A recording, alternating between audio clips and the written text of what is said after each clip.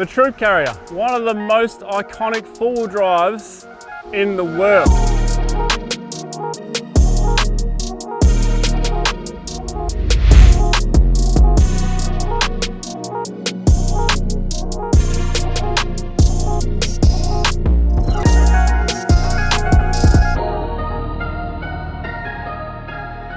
The Troop Carrier, aka the Troopy, is also arguably the best large passenger size four-wheel drive vehicle that you can turn into the ultimate tourer, the ultimate overlander, the ultimate expedition vehicle, whatever you want to call it.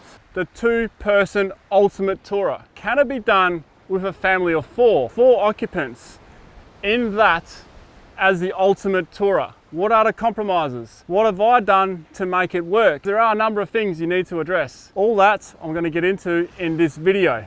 And as you can see, I'm very deep into the build already, but it's still got a long way to go. I know a handful of people who have sold their Troopy because they had kids. And some of them have got kids on the way and are considering selling their Troopy. The two-person Troopy strikes again.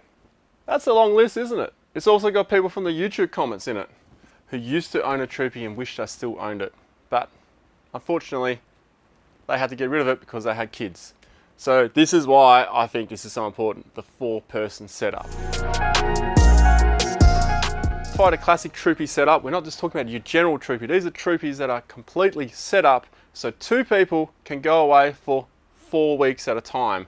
There's enough food, water, supplies, and the setup accommodates for that ratio. That's the ratio I'm working to, a 2-4, 4-2. The 4-2 is 4 people for 2 weeks.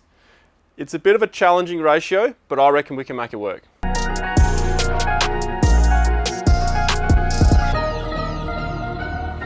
Why are Troopies so awesome? And how do you make them epic? It's a clear canvas. There's not much to them. They're quite basic, but there's everything available for them. You can gut them out and put kitchens, you can sleep in them, like this one's got a roof conversion. Kitchens, drawers, tables, Max Trax tables, gull wings, roof conversions as well. There are so many of them, made just specifically for the Troopy. Companies specialize in just fitting out building Troopies, like these guys, and many more. You can literally live out of a Troopy, travel the world, have everything at hand, home on wheels. That's what makes a Troopy a Troopy. For those classic Troopy expedition setups, they're mainly designed for 2 people, only 2 people in mind. For a 4-person setup, there will be limitations and there will be sacrifices. Can a 4-person setup still be a classic Troopy setup? There are 3 major concerns and challenges to make a 4-person tourer work in my mind. And those are storage, water capacity that is not inside the Troopy, that's very important. And the third one, we need to convert this into a 4-seater that actually works. And let's start with that. Challenge I had was to find some seats that were going to be ADR compliant for this part of the Troopy. The front was easy because there's so many options, but when you want to convert the back, there's not that many options. Features of these seats, well, a seatbelt comes in it, and that's a vital point of the whole getting it legal, because you can't really mount a seatbelt to the floor anywhere. Or I guess you can, but the engineering involved is next level. You've got to really know what the heck you're doing, getting it to work, but also to get it passed. That's the issue. Having the seatbelt in the seat is definitely one of the things that you have to get one of these seats passed. You can also push that button, flip it over, and you can lock it down. Once this kitchen goes in, chuck a cushion behind me here, I have a little workspace. Now imagine a roof being open, of course, I've got more headroom as well. These are TechniSafe seats, which Wesbar VanQuip helped me out with. They actually hooked me up with these seats. And I reckon I've done a wicked job because these seats come with set brackets. They were sitting too high. Before the boys changed the brackets, they were sitting about here. I'm sitting on my bum right now and there's not that much room here. There's not even a foot of space between my head. Maybe 200 mil if we're lucky. Very limited space between here. If you're around 6'2", that's where these seats may not work for you. But in the front, you'll be fine. Let's be honest here. Who's going to sit in the back? Mainly kids. Look, we have had camera guys sit in here when we go out and do filming. That's fine because they're not as tall as me. Wesbar VanQuip, who installed the seats, they modified the brackets and got it ADR approved, pit inspected, passed, and this is now officially a 4-seater. I didn't want to compromise leg room, which I certainly have not done. And I've also increased the space from behind this seat to the rear door. And my kids are super stoked with these seats as well. Now, the novelty of those bench seats wore off pretty quick. Oh, hang on, whoop. I felt my elbow. Oh my God. It was really cool to start with, but they hated those seats after a while and they weren't very safe. All they had was a waist belt, that was it. The base elevation of the bench seats was also too high.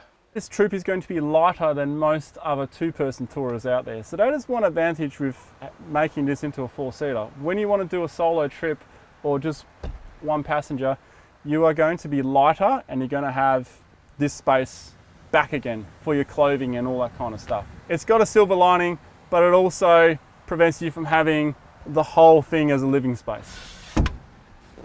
So with an extra 2 people in mind, and I'm sitting in one of those chairs right now that I've added in here, what have I done to address the problems? The problems being where to store certain things, because in a lot of 2-person tours, you would usually store water inside the Troopy. You would usually store the fridge where I'm sitting right now. There's a lot of things that in the ultimate 2-person tourer, people would store right where I'm sitting. What I've estimated, having 2 extra people thrown at the ultimate 2-person tourer means you're going to lose space. One thing's for sure, soft bags for storage is going to be a key element for keeping 4 people in a vehicle. But when I'm traveling solo or just with 1 passenger, soft bags are also going to be key to grabbing the extra stuff, because I can put soft bags on those 2 seats right there. Of course I could tow a trailer, but that's not what this vehicle is going to be built for. I don't want to tow with the Troopy. I want this whole enclosure to be set up for 4 people, but also really comfortable for 2 people. When I don't have the family with me, I'm going to have heaps of space as it is, but those seats got to stay in there. That roof rack is a must for my setup, because I've done a roof conversion. I can sleep in that, 2 people can sleep in it. But where are the other 2 people going to sleep? They're going to have to use a swag or a tent. Where am I going to store that? On the roof. Where am I going to store the extra cargo for those extra 2 people? On the roof.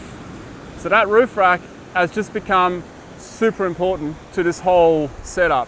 And that's why I'm so happy that this roof conversion can handle all that weight up there too. Water storage on most rigs is a bit of a challenge. Can be anyway. Look, on a dual cab ute or a single cab ute, there's always space underneath the tray, and that's where you'd normally put your water storage. But in the case of like a 2-person Troopy tourer or even a wagon, a lot of the time you'll use a footwell or underneath the drawers, like in between the wheel arches where there's a bit of wasted space. A lot of people would use that as their water storage. I've found a different solution. Now, this solution did cost me about $3,000, but it's worth every cent. And I've got a 90-litre tank underneath the vehicle between the 90-litre fuel tanks. Fuel tank, water tank, fuel tank. This is where the water tank sits.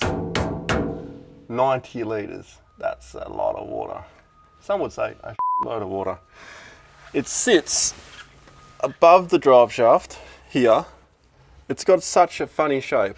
Believe it or not, the handbrake cable goes through the tank.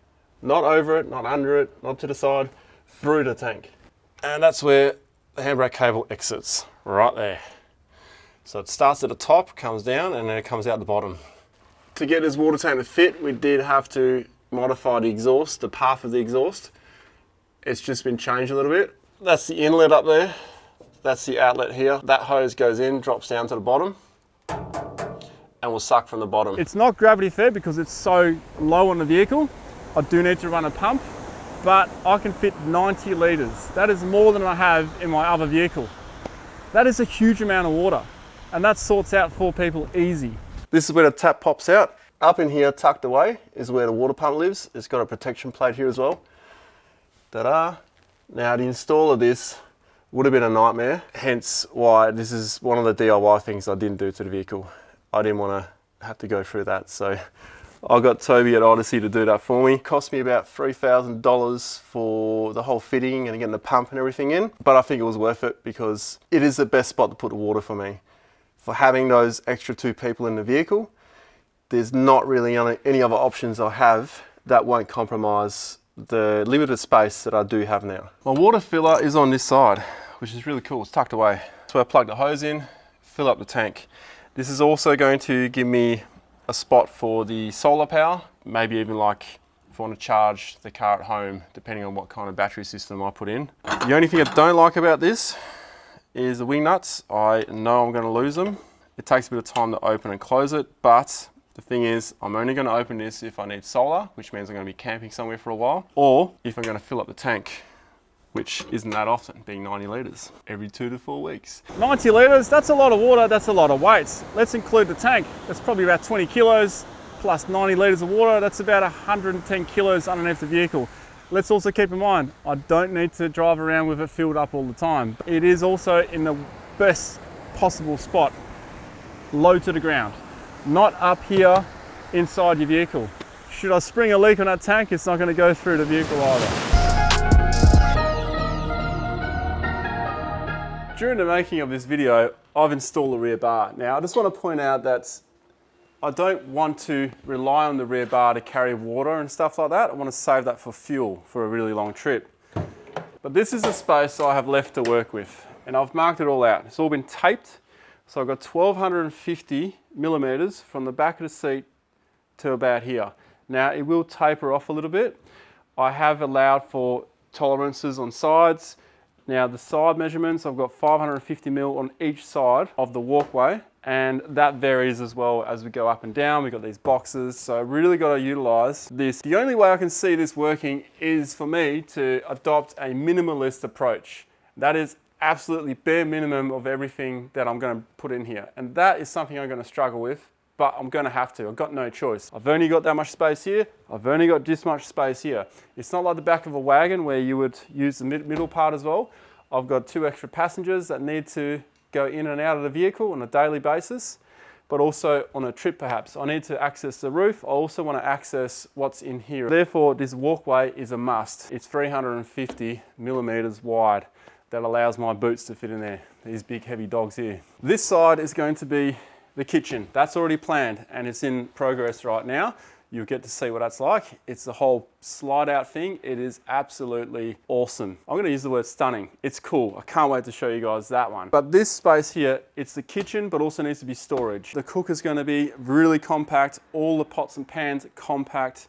Absolutely the bare minimum of everything, like I've already mentioned. On top of that will be storage. At the back will be storage. We're gonna go into these panels here as well. So all this is gonna come off. On the other side, however, this is still a work in progress, and I never thought I would have to be forced to choose between a chest fridge or an upright fridge. I've never been a fan of the upright fridge, but in this case, I think it's the smartest option. So I'm still working on that battle going on up here. It's also where all the power is going to go. I have since done a cardboard puzzle, cardboard assisted drawing, CAD. This is the panel we're looking at. That's about the size of this entire box that's going to go to the back here. It'll have drawers and things in it, little nooks, places to store things, but it's also going to house all the power. So I'm playing with all those bits here now, from a 300 watt inverter all the way out to a 1500 watt inverter. I'm still working out what I can fit and what I actually need. Those are the 2 things. I've even constructed my own cardboard 200 amp hour battery. That's about the size of the battery I'm looking at, but I may downscale it to a 100 amp hour. I just want to start at the highest and the biggest size, and this allows me to move it around and see where it will fit. But this is honestly going to be dictated by space, but also how much solar I can get on the roof. And the solar is going to be dictated by the battery. It's a vicious circle. There's a lot going on up here. There's a puzzle happening. The minimalist approach has begun. Look at that. Fits perfect in here.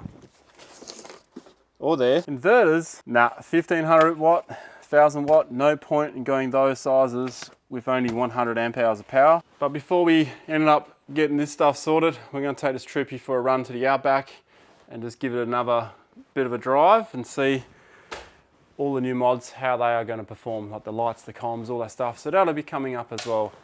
But in the meantime, stay tuned while we keep planning this out. The only way to plan it properly is to head out and use it.